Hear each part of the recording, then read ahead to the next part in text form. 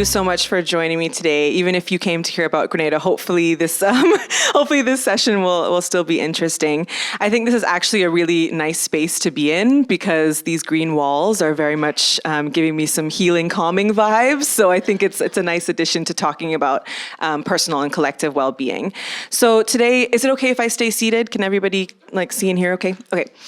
So today I'm going to be talking about how we've attempted at the National Gallery of the Cayman Islands to facilitate spaces of wellness for our communities through our exhibition programming approaches. And in the previous session that I was just at with the ladies from Lord Cultural Institute, we were talking about what communities are and how we can define our multiple communities that we have within our broader communities.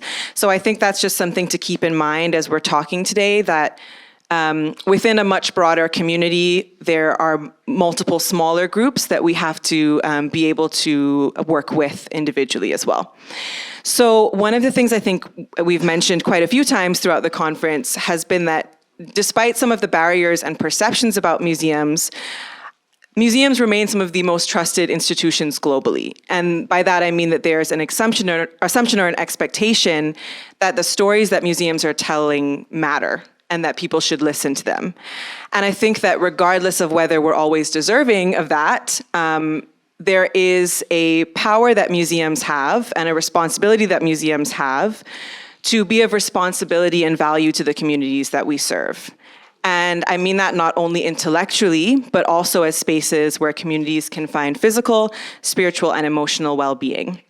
And if we want to envision ourselves as truly civic spaces for the community, we have to not only envision ourselves as that, but also make some practical steps towards providing those spaces of wellness.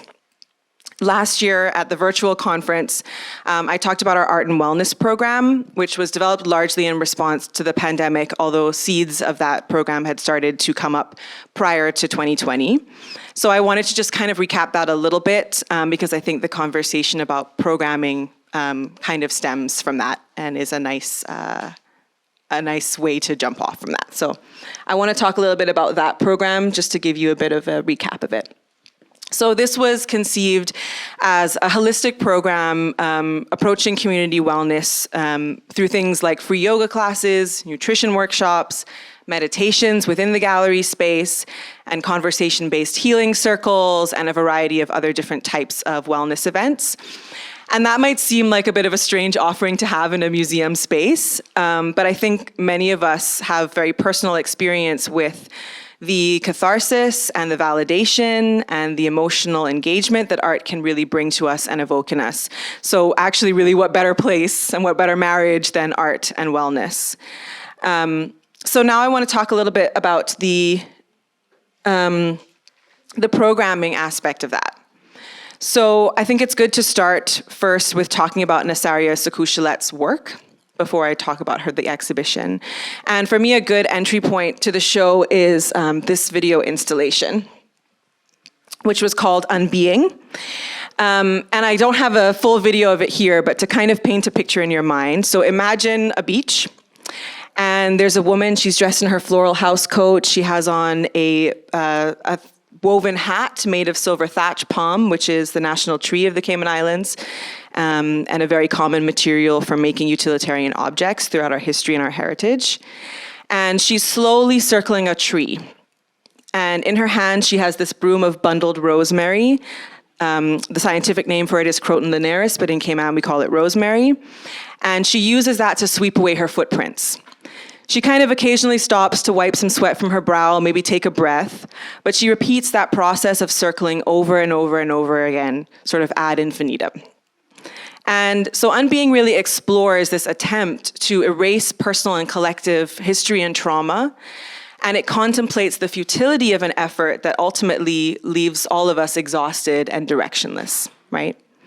And I think in Cayman, and maybe this is similar in other communities in the region as well, we have a bit of a historical narrative that can often be built around a very idealized sort of pastoral vision of the country that has often excluded histories of trauma, and particularly where it relates to the Black experience. And it's only really within relatively recent years that I think Caymanians have really begun to very actively grapple with the country's history of slavery and some of the contemporary echoes of that in our community. And so Nasaria Sakushalet is really interested in having these conversations in very constructive ways through her work.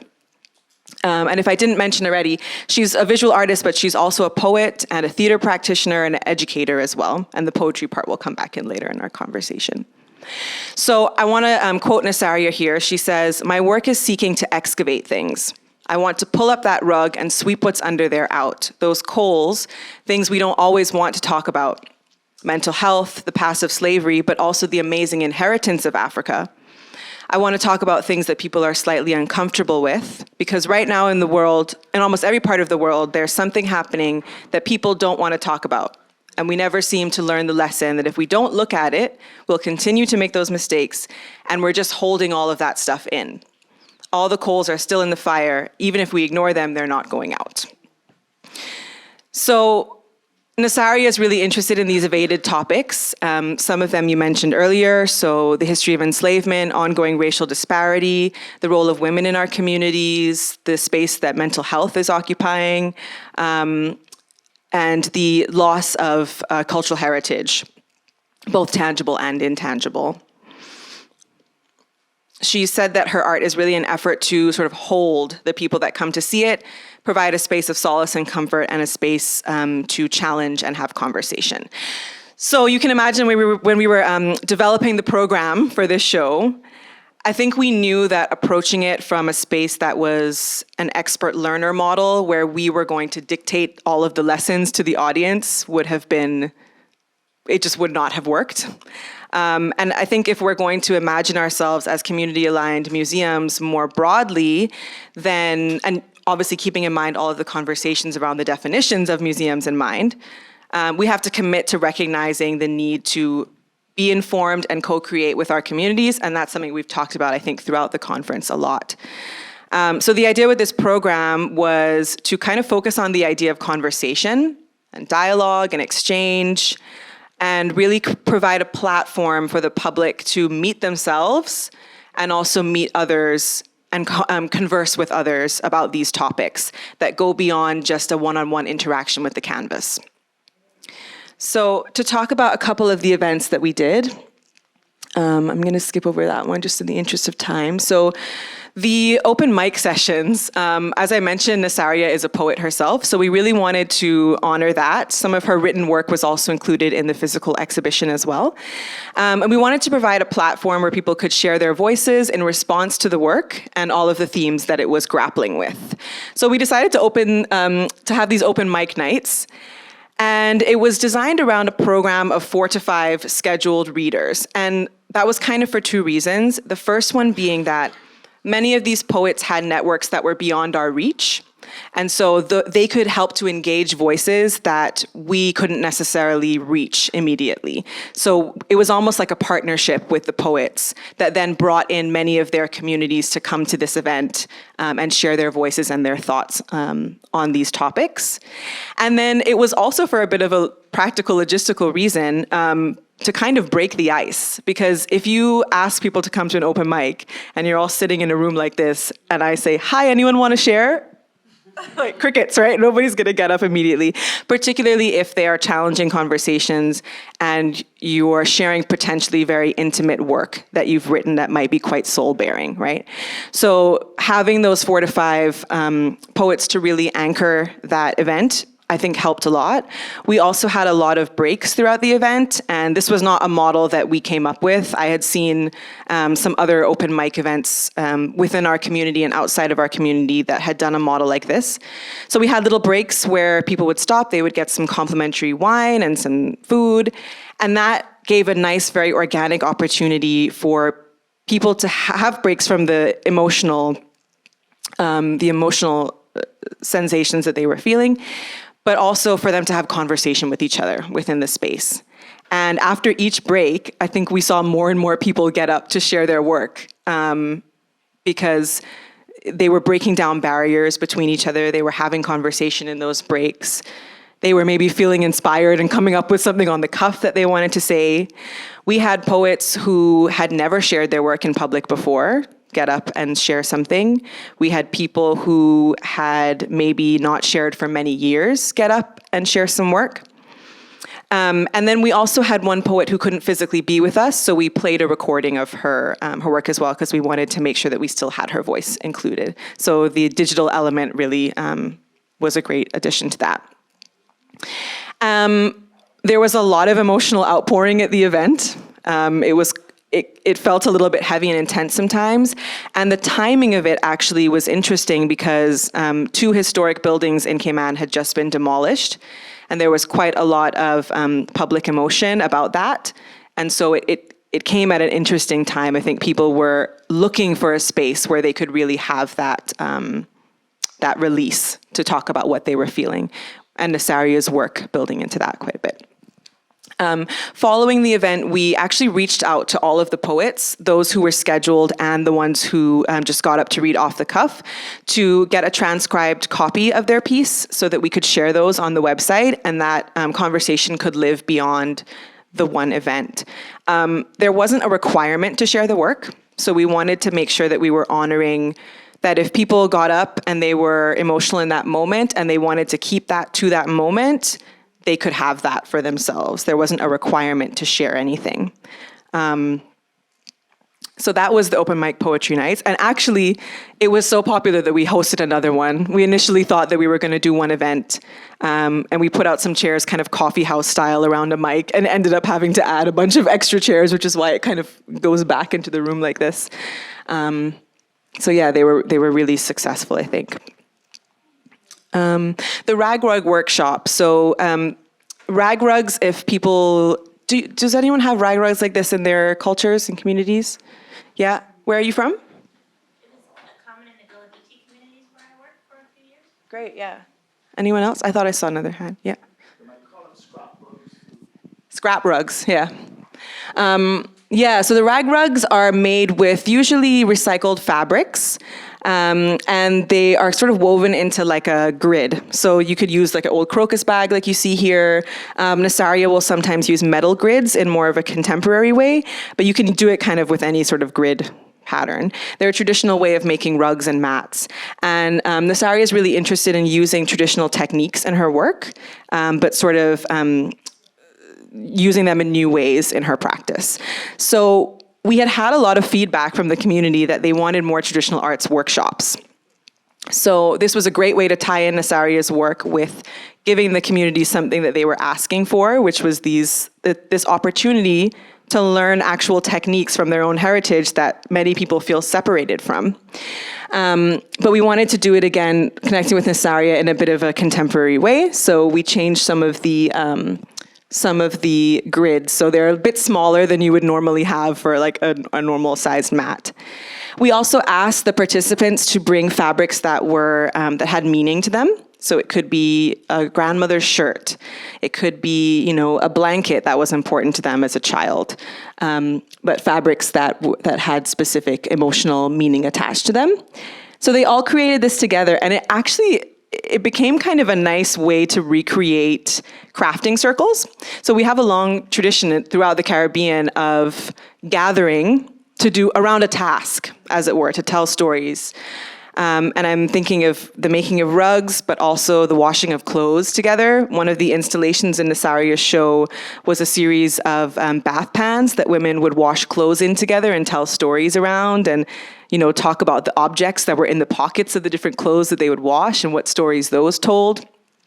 And then also crafting circles that might have doubled as like political spaces where women could mobilize and talk about women's rights in a space that was private, where nobody thought that that's what they were doing, right? So it became this space where people could work on a task, but also have conversation around the show and its themes and topics. And they also worked on a collaborative poetry project as part of that event. So all of the participants got together and wrote a poem as one group.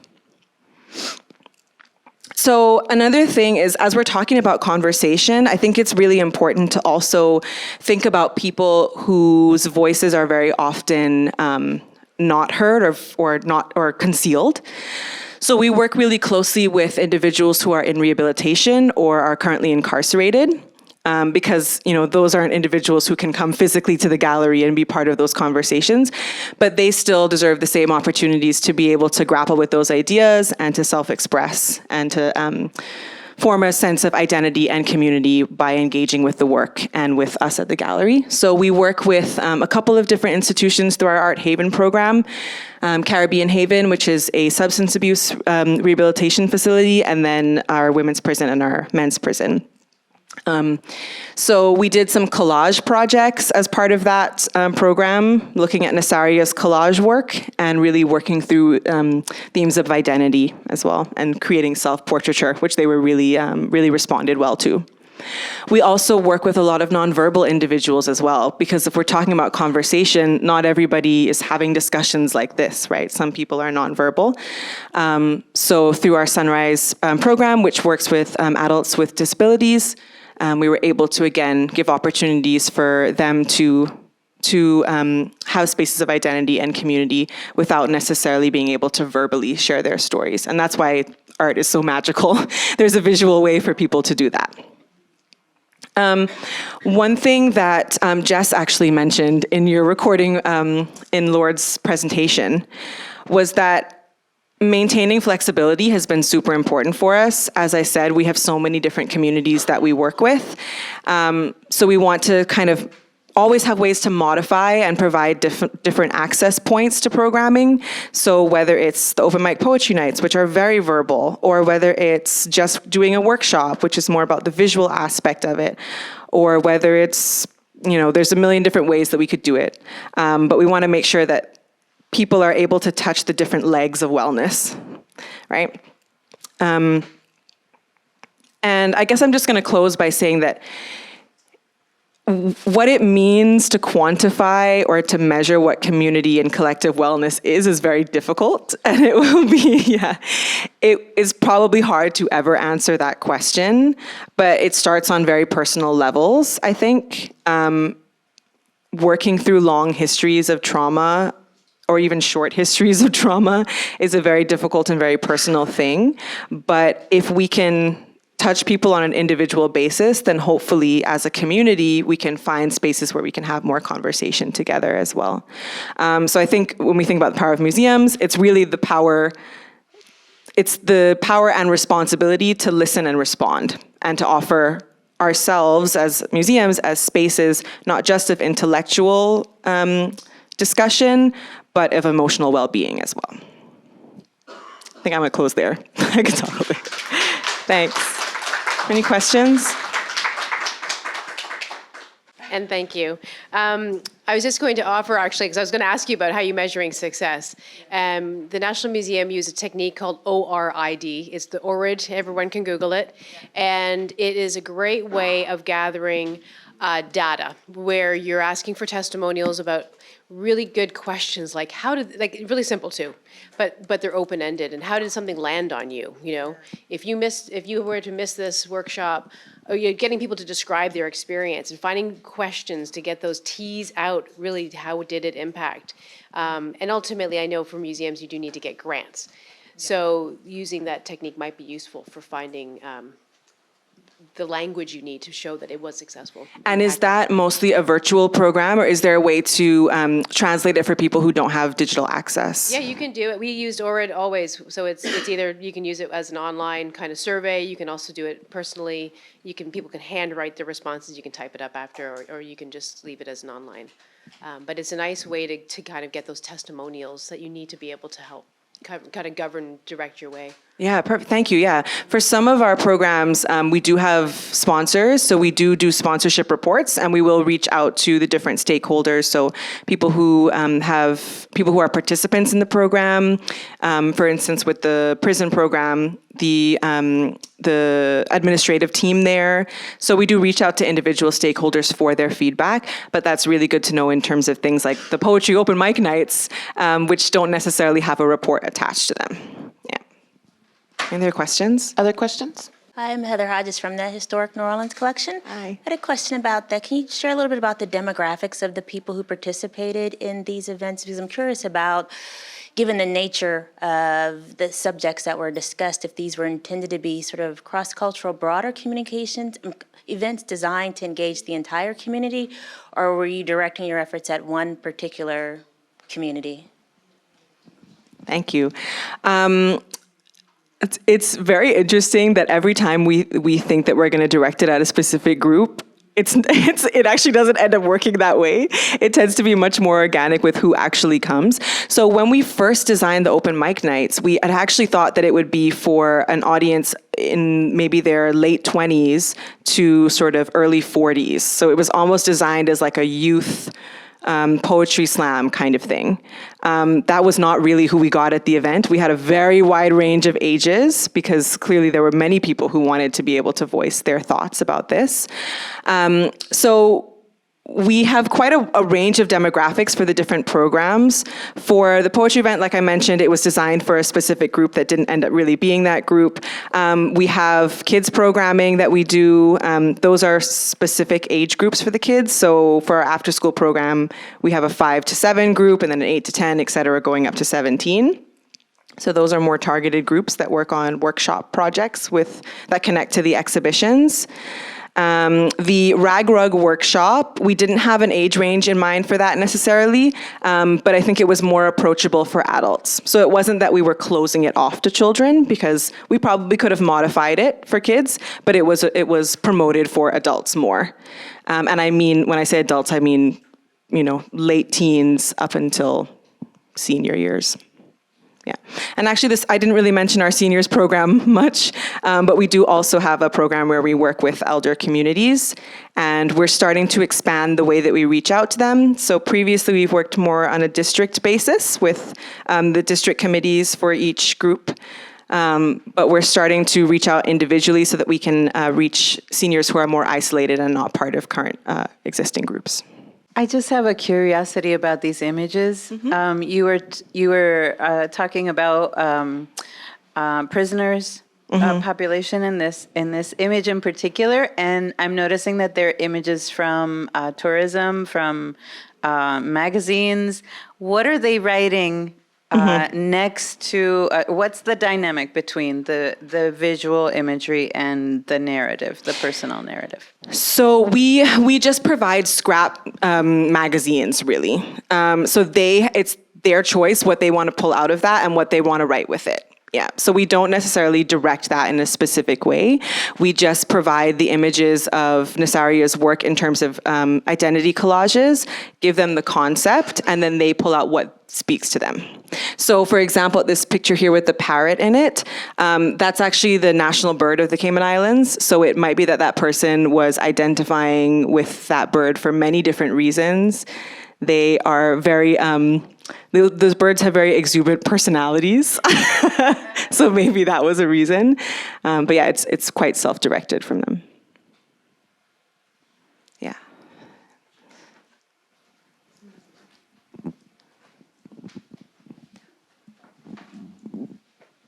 I wanted to ask, so with the different programming that your institution does, how do you work towards making sure that the people who you want to, or that people know and are able or feel like they want to engage with the programming that you do, whether it's like the prison programming or the seniors programming, or like how do you make sure that people actually come to it? Do you face any challenges regarding that?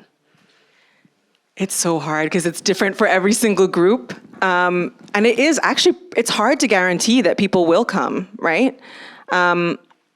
Like I said in one of the other sessions, I think sometimes it's about knowing how to approach and who to approach. So, each of us as staff members have to remove our ego sometimes and realize that I might not be the person that is going to bring this particular group in or going to convince this particular group that they might, get some great benefits out of this program. So that's part of it. We work a lot with community partnerships too. So we work with, groups like the Alex Panton Foundation, who work with youth who are facing mental health challenges. And they have an existing network, so they are able to access their different individuals and groups. Same with the poetry event, like I mentioned, we made sure that there were 4 or 5 poets who were flanking that event, who would then bring in their individual audiences. So it's about building relationships and partnerships who can then access broader communities.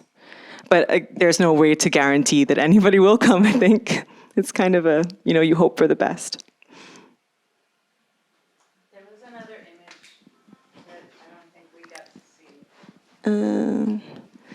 This one? Yeah. So this is our the Sunrise Adult Center. They're a group that works with adults with disabilities. Yeah.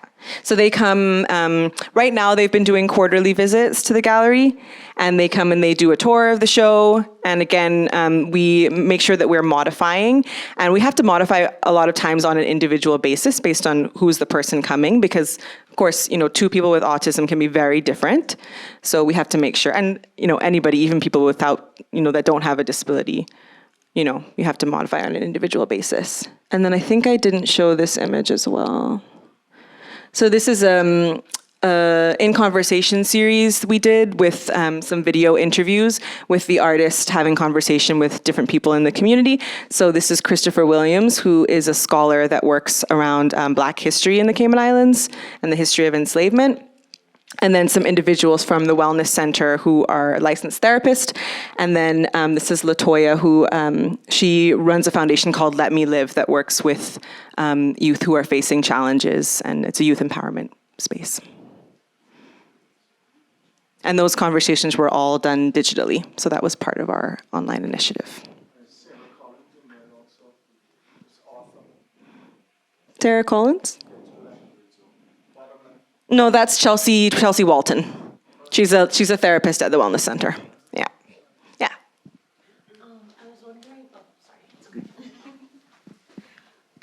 I was wondering if you had like tours centered around wellness. I think like a lot of times when people think about like an art museum, they think you're supposed to have this like amazing, like, I don't know, it's kind of a highbrow thing, but I feel like there's also something to a reaction to art that's based in wellness and that's very like tangible to anyone. So I was wondering if in the tours, if that kind of centers like a emotional reaction or like kind of like art as healing as you like view art, not just in the making of it. Yeah, so a couple of things. So for our formal wellness program, we started early opening hours. So we opened the gallery an hour early once a week so that people could come in and have just a quiet hour to explore the space on their own without, having to worry about bumping into a school tour or having, a really noisy experience. And with that, we provided some sort of wellness prompt sheets that you could take with you. You could grab a fold-out chair from our reception desk and spend more intentional time sort of looking at one image. Because, when you go to museums, you kind of rush through and you're trying to see everything at once. But that was just an opportunity for people to spend a little bit more quiet time on a tour. We find a lot of times that our tours, we build a design and an approach, but we're super flexible. So if we have a kids group or any group that comes in and I'm talking about one thing, but they're interested in something else, we just pivot so that we can ensure that that person is engaging with the thing that they are emotionally drawn to or particularly interested in. We didn't necessarily design a specific wellness tour. We just try to be as flexible as we can in our tour approach. Yeah. Any other audience questions? This is not to rush anyone. We did have a canceled session, so I think, we have a little time if there's anything else that you wanted to share that you didn't get into. I don't think so. No pressure on either side. Yeah. I just wanted to if you are interested in Nasaria's artwork, I mean, this is an unabashed sort of Do it, yeah. promotion, but she's joining me at Black Pony Gallery. And if you don't know about what I do, so I'd love for you to explore the artists I feature who are from the Caribbean region, and that I've also built something called the Atlantic World Art Fair. I would just be so happy to know that our conference delegates are exploring both the gallery and the art fair online. I see a question. It's the best way to get back to you. Thank you. Good afternoon. Thank you very much. I went to the CAM conference in Cayman. Oh, yes. That was an excellent time, and I got to stay an extra week because of the hurricane in the Bahamas. So it really was wonderful. Thank you. Now, I'm wondering about your school tours or, children that come in. Do you always have people on staff who could handle that if they just come in, or do you just encourage booking in advance? So we definitely encourage booking in advance, just because sometimes we have some pretty large school groups, and we just want to make sure that we give groups the attention that they deserve when they come into the space, so that, and also the support that an individual staff member deserves as well. So we try to limit the school groups to about 25 kids in each group. Right. We try to book ahead. Sometimes we do have groups that will call an hour before and say, hi, can I come in? And sometimes we do pivot and host the tour. And then sometimes we just tell them they're welcome to come and do a self-guided experience as well. Yeah. But you always have people on hand in case people show up? Yeah, we're open publicly, so our staff is always there. It is a small team, and sometimes we are juggling. We have about 12 staff members, so we are juggling quite a bit with a few hands. Right. But we try our best to make sure that we can accommodate people when they come in. Okay, well, at the Bahamas Historical Society, we encourage, of course, booking in advance so we can make sure, give the kids the attention they deserve, and we have enough volunteers to service other people coming in. But sometimes you get these people from the cruise ships, they like to come in families, and they're like, everybody's here, a lot of children. But again, that doesn't frighten me. So I just say, okay, everybody gather around and do some things they like, pull out one or two things that they can touch, and of course try to control it that way. But thank you very much, because we have this thing that sometimes schools disappear. Well, we were just downtown, and we thought we'd stop in. Yeah, totally. It happens. We do have to adapt. We are, our physical location, so we're sort of off of a highway. We're kind of in a bit of an odd spot between some cultural buildings, and then there's a bit of a highway. So it's less of a place that a school could kind of just wander in, but they will usually call us like an hour before if it's a drop-in like that. We do get some cruise groups that come too that drop in. We try our best to accommodate people, but we can't always do it.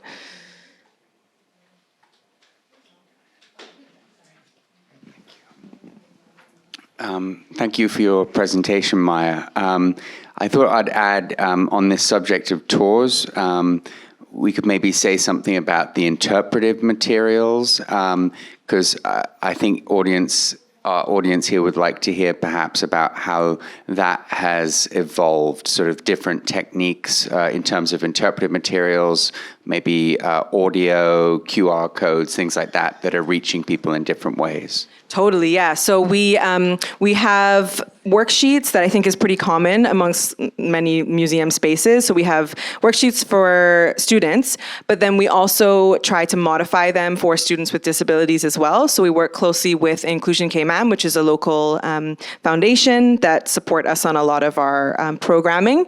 So we will often send them a worksheet and say, is this something that's accessible and approachable to, a student that might be nonverbal or doesn't read as well? So we do that, and then we also you mentioned the QR codes. So museum labels can be kind of inaccessible for a lot of people who are not readers or don't learn in that way. So we wanted to have an audio component to the labels. So we have little QR code stickers that people can use their phone and then attach to the QR codes, and they can hear an audio version of the labels. And we did those in English and in Spanish. So we had two languages, and we're hoping to kind of continue doing that. We also started introducing school tours in different languages. So we're very lucky, we have a staff member who can speak French, and we have a staff member who can speak Spanish as well. And so they are able to facilitate tours in different languages too. We've had a couple French classes come in and want to do tours where they can, learn the language.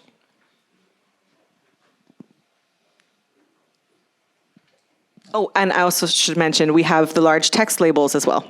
So for people who want to read the labels, but the font is a little bit too small, we have a binder of labels that are in larger text that they can refer to.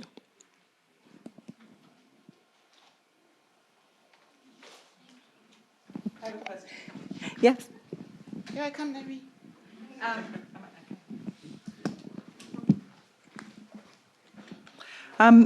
To what degree is the artist involved in the programming and design of the programming? She was involved quite a bit for this show. Sometimes it depends on the artist. Some artists don't particularly want to be that involved. Nasaria, like I said, has a long teaching background and theater background. She was very involved. So once we had some of the initial conversations, I sat down with her and we talked through some of the ideas. She added in the portion about doing the collaborative poetry element in the Rag Rug workshop. And one of her really great suggestions too was that, you know, she felt that she had experience making rag rugs, but she didn't feel that she could really teach that from a heritage perspective. So she brought in her aunt, Rhonda Eady, who came and taught it from a more heritage perspective. So they instructed that class collaboratively.